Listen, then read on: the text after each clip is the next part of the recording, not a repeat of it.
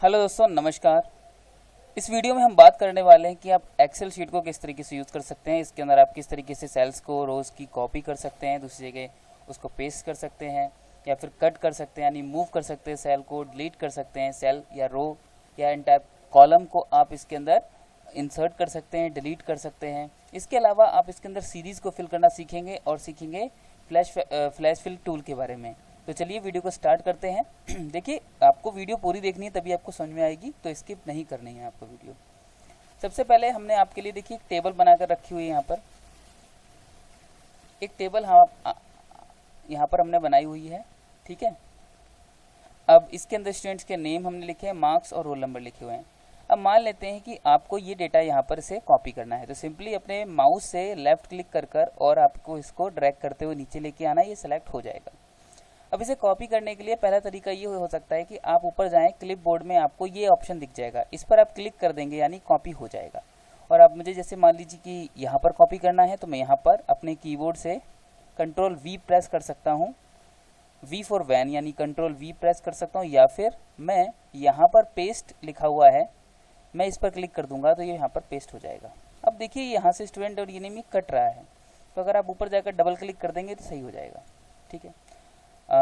इसके अलावा अगर आप चाहते हैं कि इसको शॉर्ट कमांड से करना, तो सिंपली आपने इसे सेलेक्ट किया और अपने कीबोर्ड में कंट्रोल सी प्रेस कीजिए, ये दोबारा से कॉपी हो जाएगा। और मैं जाकर यहाँ पर अपने कीबोर्ड से कंट्रोल वी प्रेस कर दूंगा तो ये दोबारा से यहाँ पर कॉपी हो जाएगा। आप एक बार किसी भी ऑब्जेक्ट को कॉपी कर लीजिए, फिर आप कितनी भी जगह जाकर उसे पेस्ट कर सकते हैं। और पेस्ट करने के लिए आप हर बार जो शॉर्ट की का यूज़ करेंगे वो करेंगे कंट्रोल प्लस वी, ठीक है।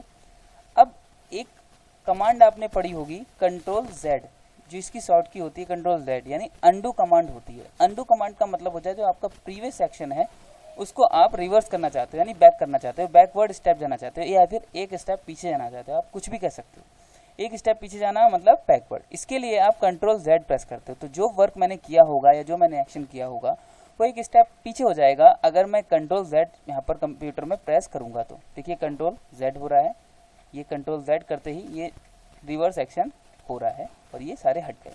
अगर आप चाहते हो कि गलती से आपने कोई एक्शन को अनडू कर दिया, यानी कि उसको रिवर्स कर दिया है, और अब आप चाहते हो कि वो एक्शन दोबारा से आ जाए, तो यहाँ पर आपको कंट्रोल वाई प्रेस करना पड़ेगा। कंट्रोल वाई क्यों प्रेस कर रहे हैं? ये रीडू की आपकी शॉर्टकट कमांड होती है, रीडू। ये जो कमांड होती है रीडू, यानी कोई काम आपको दोबारा से करना है जो आपने गलती से बैक कर दिया है या डिलीट कर दिया है, तो उसको आप कंट्रोल वाई करेंगे। कंट्रोल वाई करेंगे तो वही चीज़ आपके सामने दोबारा से अपीयर हो जाएगी। देखिए इस तरीके से। तो चलिए अभी मैं कंट्रोल जेड करके इनको वापस से हटा देता हूँ क्योंकि अभी हमको इसकी नीड नहीं है।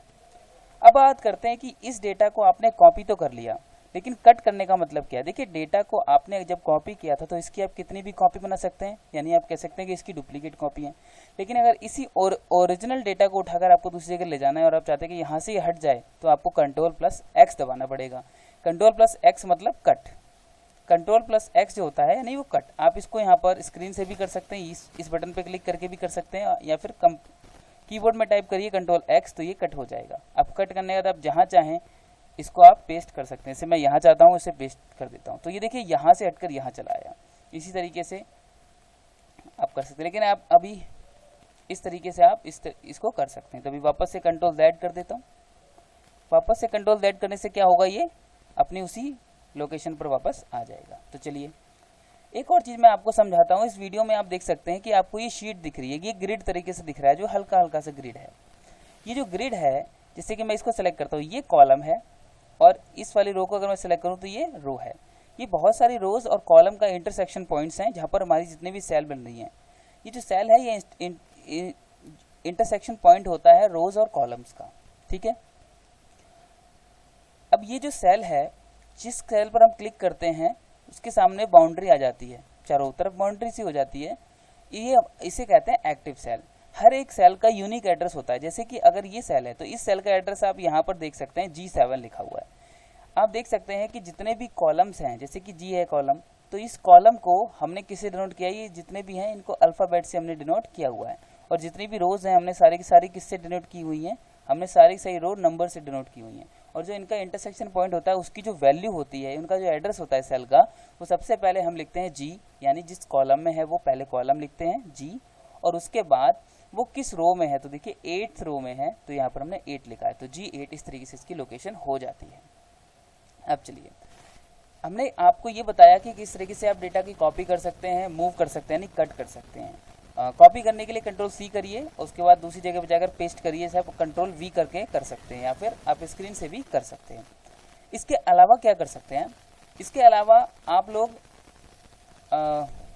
यहाँ पर हमने कट देखा, यहाँ पे किस तरीके से आप कट कर सकते हो, कट की कमांड भी आपको याद रखनी है। बाकी अब हम बात करते हैं कि आप किस तरीके से सेल को या रो को इंसर्ट कर सकते हो। तो देखिए यहाँ पे आपने क्लिक करा, अब मैं चाहता हूँ कि मैं यहाँ पर एक मेरे पास सेल आ जाए, मैं भूल गया हूँ यहाँ पर मुझे एक सेल की ज़रूरत है, डेटा मैं कुछ भूल गया हूँ यहाँ पर मैं इनपुट करना, मुझे यहाँ पर एक सेल की ज़रूरत है। तो आप सिंपली क्या कर सकते हैं, होम टैब पर आप देखेंगे कि यहाँ पर आपको सेल्स का ग्रुप दिखाई देगा, इसमें आप इंसर्ट वाले टैब पर क्लिक करेंगे।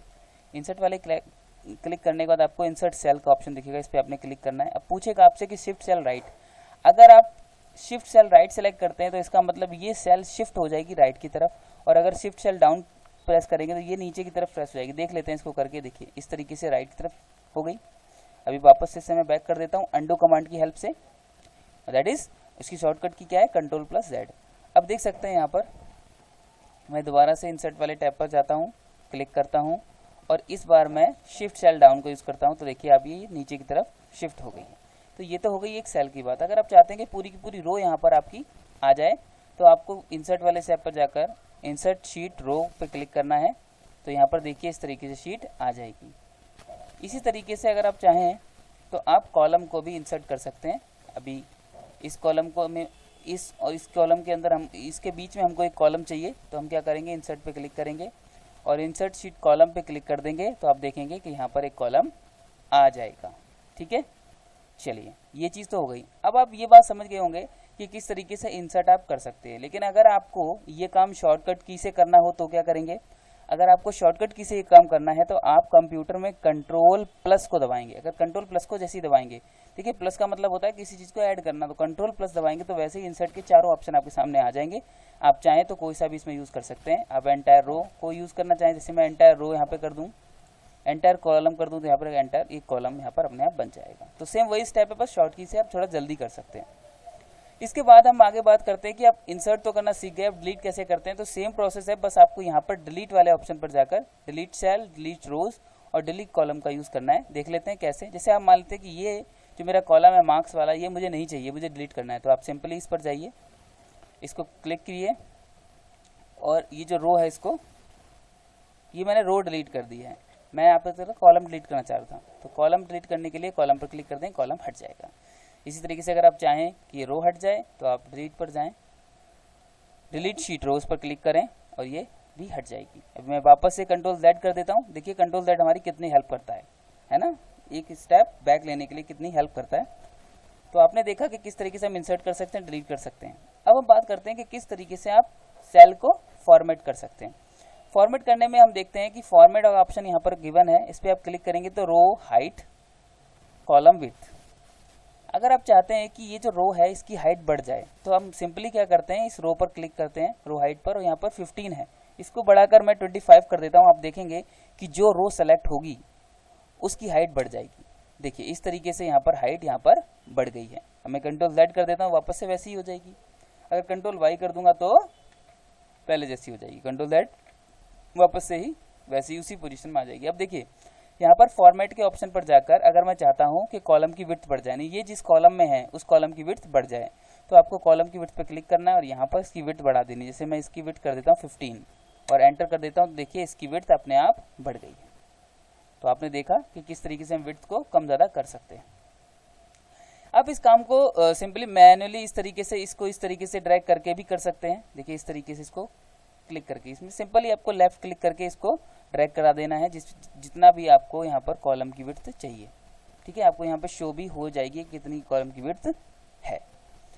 चलिए अब हम इस वीडियो में आगे देखते हैं कि अगर आप चाहते हैं कि यहाँ पर जो डेटा है इन बच्चों के, जैसे कि सरनेम मैं यहाँ पे लिख देता हूँ,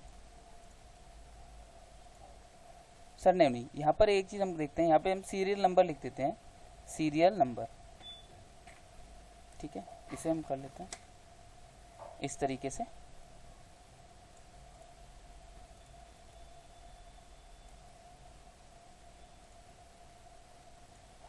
देखिए ये सीरियल नंबर हो गया हमारा।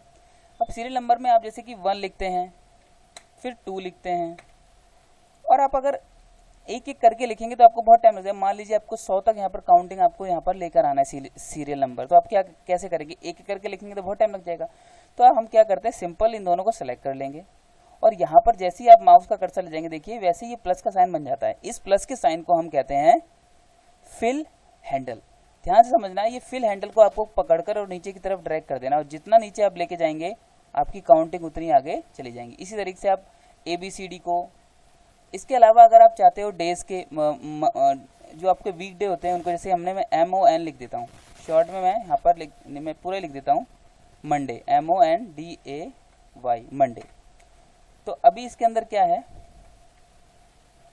मैं मंडे लिख दिया, और कुछ नहीं करना है आपको, बस यहाँ पर इस तरीके से इस पर सेलेक्ट करने के बाद फिल हैंडल पे क्लिक करना है।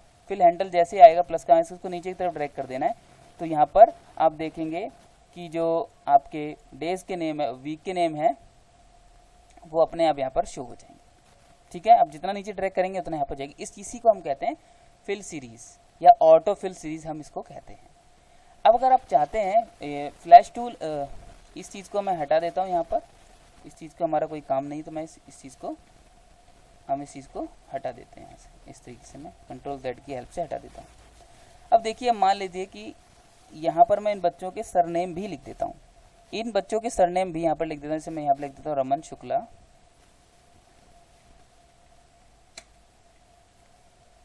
इसके बाद अमन भंडारी,